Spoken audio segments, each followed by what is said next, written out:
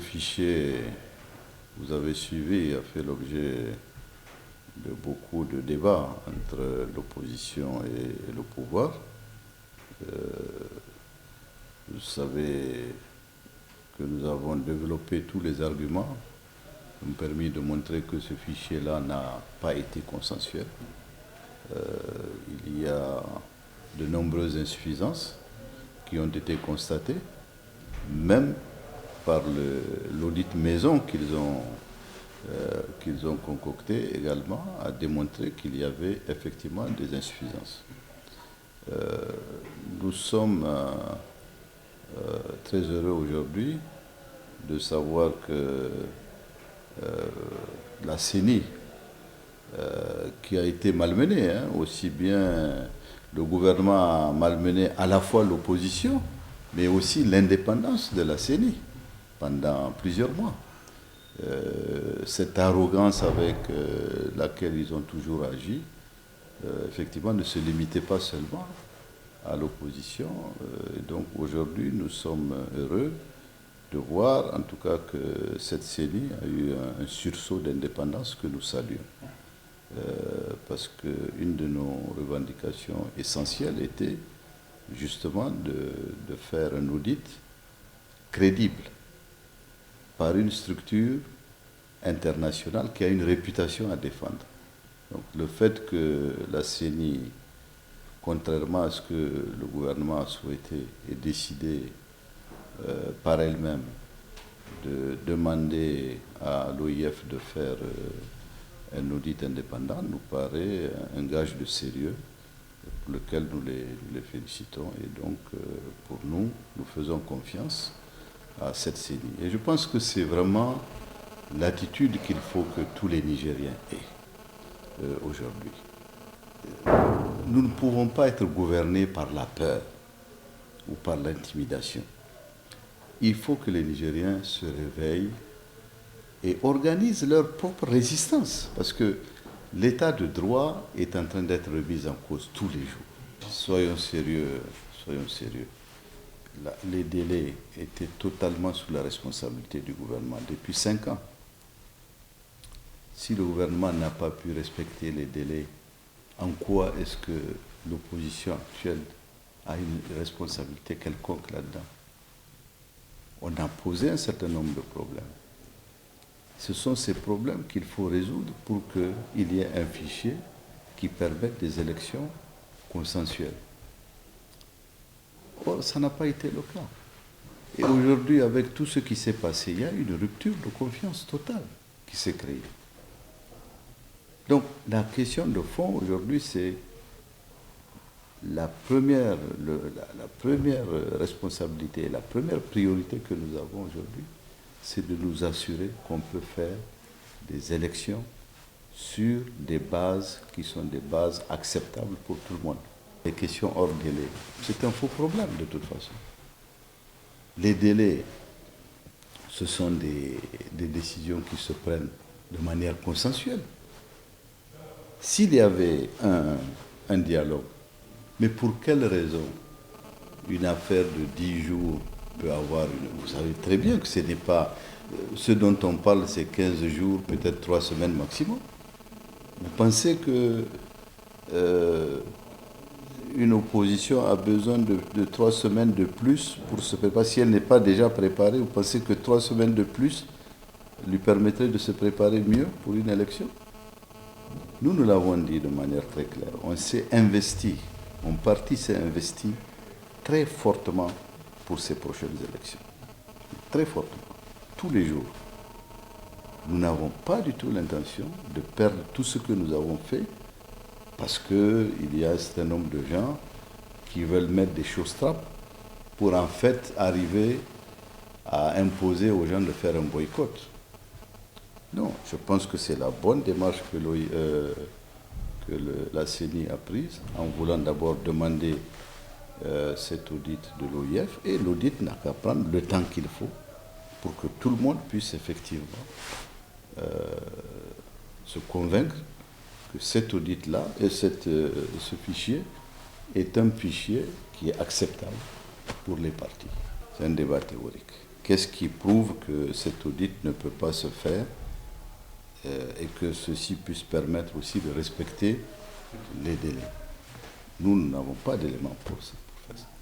Mais si il s'avérait qu'il y a une nécessité de repousser les délais, je ne vois pas pourquoi, de manière consensuelle, cela ne serait pas possible. Personne n'a intérêt à ce que le Niger retombe dans des situations extrêmement difficiles. On en a connu suffisamment déjà pour que chacun d'entre nous puisse savoir les risques que cela a. Mais il ne faut pas non plus que ceux qui ont manœuvré pour arriver indirectement à cela, pour vous dire c'est à prendre ou à laisser, ne peut pas aujourd'hui se mettre en avant pour mettre en avant les délais, pour dire que c'est pour ça qu'il faut respecter les délais, c'est pour ça qu'il faut faire n'importe quoi. Pourquoi on n'a pas pris plus de temps? On aurait pu aussi installer toutes ces structures-là 1 an et demi plus tôt, 2 ans plus tôt. Nous disons qu'il faut avoir des conditions d'une élection non contestables. Voilà les risques qui peuvent se poser avec des fichiers qui ne sont pas des fichiers acceptables. On sait très bien qu'il y a eu beaucoup de manipulations. Vouloir, après ces élections, venir nous dire qu'on a fait un coup KO, personne ne va l'accepter. Parce qu'on connaît sur le terrain la situation de chaque parti. Aujourd'hui, le PNDES ne peut pas venir dire qu'ils sont capables de faire un coup KO. Ça ne sera pas accepté. Ni au Niger, ni, je pense, par les institutions extérieures qui maintenant connaissent quand même réellement quelle est la réalité effective du Niger. Je pense qu'il y a un second tour. Je pense qu'il y aura un second tour. C'est d'ailleurs toujours la thèse que moi j'ai tenue. Depuis que j'étais dans la MRN, je suis persuadé qu'on doit avoir un second tour. S'il y a des élections propres, on ne peut pas ne pas avoir un second tour. Les relations avec les principaux leaders du PNDES n'ont jamais été très bons. Je n'ai jamais accepté leur arrogance. Même étant au sein de la... Même étant au sein de l'institution, contrairement à ceux qui le font passer, ce n'est pas avec le Premier ministre que j'avais des problèmes. J'avais des problèmes avec les principaux ministres du PNDES. Mais on ne vous a jamais entendu parler de ça. Oui, parce que je suis tenu par la solidarité gouvernementale. Et tous ceux qui participent aux réunions du gouvernement savent très bien que nous n'étions pas du tout en bon terme, parce que les comportements qu'ils ont sont des comportements qui sont inacceptables pour tout celui qui se respecte. Nous ne sommes pas, un ministre de la République n'est pas un garçon de course à qui vous donnez des instructions ou à qui vous intimez des ordres pour respecter ceci ou cela. Qui, par exemple? Ils se connaissent tous. Vous avez eu, de toute façon, vous avez eu assez souvent Bazoum, ministre d'État, vous entendez ce qu'il dit déjà. Est-ce que c'est respectable qu'un ministre d'État se parle comme il parle d'un collègue, d'un ancien collègue? Est-ce que c'est respectable pour un ministre d'État et président d'un parti, soi-disant, parle de l'armée ou de la justice comme il a parlé? Voilà des gens qui foulent aux pieds l'essentiel de ce qui constitue l'armature essentielle de ce pays, l'unité nationale. L'armée, qui est le garant de notre sécurité et de notre intégrité territoriale. La justice, qui est le fondement de notre état de droit.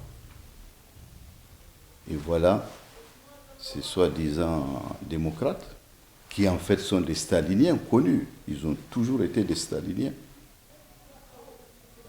Et qui ont toujours essayé de dévoyer la démocratie pour s'imposer au pouvoir. Et ça n'a jamais été accepté. Nous ne l'avons jamais accepté. Nous étions venus comme des alliés dans la structure. On avait une ambition pour ce pays. Du reste, on a été des candidats à la présidence. C'est une coalition d'anciens candidats. Donc on avait chacun une ambition claire, un projet de société à défendre. On n'est pas venu à la mangeoire parce qu'on nous a appelés pour dire venez entrer dans un gouvernement. En tout cas, ce n'était pas ma position. Moi, je n'ai pas signé un accord avec le PNDS, à aucun moment. Je suis entré au gouvernement à la demande personnelle du président de la République.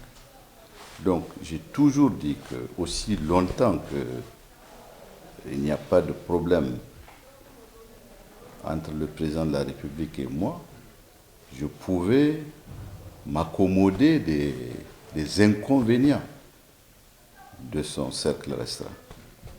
Mais à partir du moment où lui-même, personnellement, s'est mis dans le jeu, pour moi, il a suffi d'une fois et pas d'une seconde fois. Et c'est ça qui a décidé mon départ du gouvernement.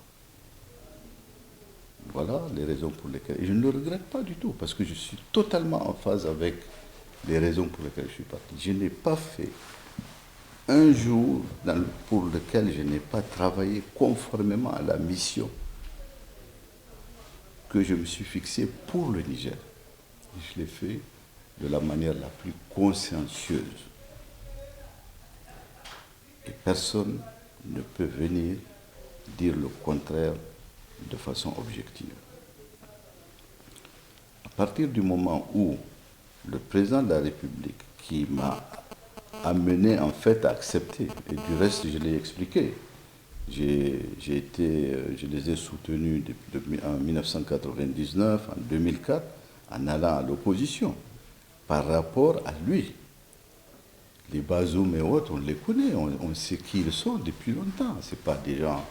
Ce sont des gens que je ne peux pas fréquenter parce qu'ils ne sont pas fréquentables.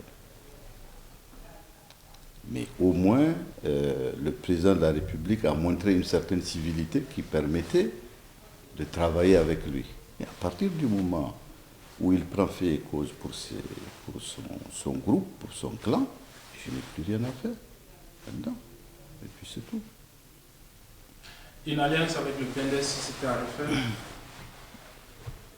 Non. Non, je pense que c'est pas... Non, ce n'est pas crédible. Ce n'est pas crédible.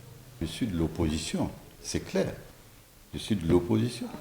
Est-ce qu'on a besoin de s'afficher avec une casquette donnée pour dire je suis de l'opposition et je m'exprime en tant qu'opposant?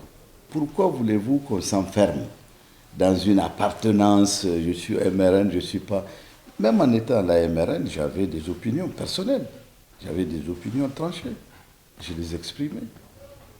Parce que j'estime que faire de la politique, c'est d'abord s'exprimer. Et c'est cela d'ailleurs que je souhaite que tous les Nigériens fassent. Au-delà de l'opposition et de la majorité, il ne faut pas que les Nigériens restent spectateurs. Il faut qu'ils considèrent que c'est leur avenir qui est en train de se dessiner. Qu'ils sortent un peu de cette réserve ou de cette peur ou d'une certaine indifférence pour dire voilà les opinions que nous avons et voilà ce que nous sommes prêts à accepter. Il ne faut pas que le ras-le-bol ne s'exprime pas ou par la majorité qui est silencieuse. Il faut que ce ras-le-bol que l'on perçoit partout puisse aussi effectivement s'exprimer de la manière la plus responsable. On est en démocratie, on doit résister pour que cette démocratie continue de perdurer. Et ça, ce n'est pas seulement le rôle des partis politiques, c'est le rôle de tous les Nigériens. Je n'ai pas de problème personnel avec qui que ce soit, en dehors de ceux qui, de toute évidence, malheureusement, n'ont même pas reçu, n'ont pas eu la chance d'avoir l'éducation de base, parce qu'on ne peut pas se comporter d'une certaine manière, qu'on soit ministre ou simple citoyen. La question n'est même pas là, ce n'est pas une question politique. Donc on n'a pas, moi je n'ai pas de problème avec tous les Nigériens qui se comportent dignement et qui respectent les autres, de manière digne. Ce que je n'ai jamais toléré, c'est des gens qui pensent qu'ils ont un pouvoir et que parce qu'ils ont un pouvoir, il faut baisser les chines pour que vous puissiez avoir la paix. Non, je suis un homme libre et j'entends demeurer un homme libre. Aujourd'hui, je suis avec l'opposition et donc avec toutes les structures de l'opposition pour faire face à ce qui est la priorité aujourd'hui, avoir des élections transparentes, s'assurer que le Niger est une démocratie et qu'aucun groupe, aucun groupuscule ne peut, en fonction des moyens dont il dispose, des moyens de l'État dont il dispose, amener à travestir cette démocratie-là pour leur intérêt propre. C'est tout à fait normal que tous les partis politiques puissent avoir d'abord leur stratégie interne et puis avoir aussi des stratégies d'alliance. Donc je pense que tout le monde travaille à cela. Je pense qu'il n'y a pas a priori de raison que les partis qui sont à l'opposition aujourd'hui ne puissent pas le faire.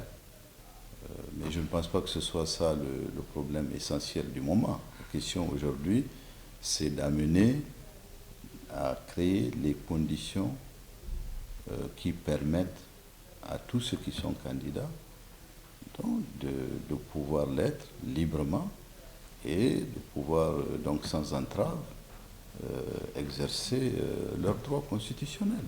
Je déplore profondément que Hama Amadou soit privé de sa liberté en tant qu'homme politique d'envergure dans ce pays et qu'il ne soit pas en mesure aujourd'hui de faire entendre sa voix. Je préfère avoir un adversaire avec lequel on se bat loyalement, même si on n'a pas les mêmes points de vue, plutôt que de trouver des artifices pour le faire taire. C'est cette question-là, c'est cette façon de faire qui n'est pas acceptable.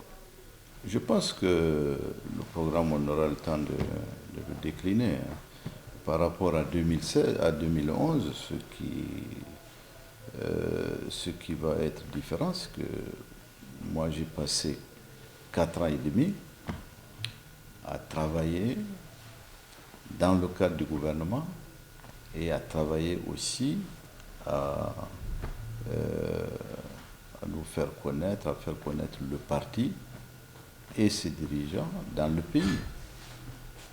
Donc je pense que nous sommes aujourd'hui en 2015 en mesure effectivement de montrer une certaine différence et de montrer que nous avons acquis une certaine expérience, que nous avons eu le temps aussi de connaître les Nigériens, de connaître le Niger et de nous affirmer sur l'échiquier politique nigérien.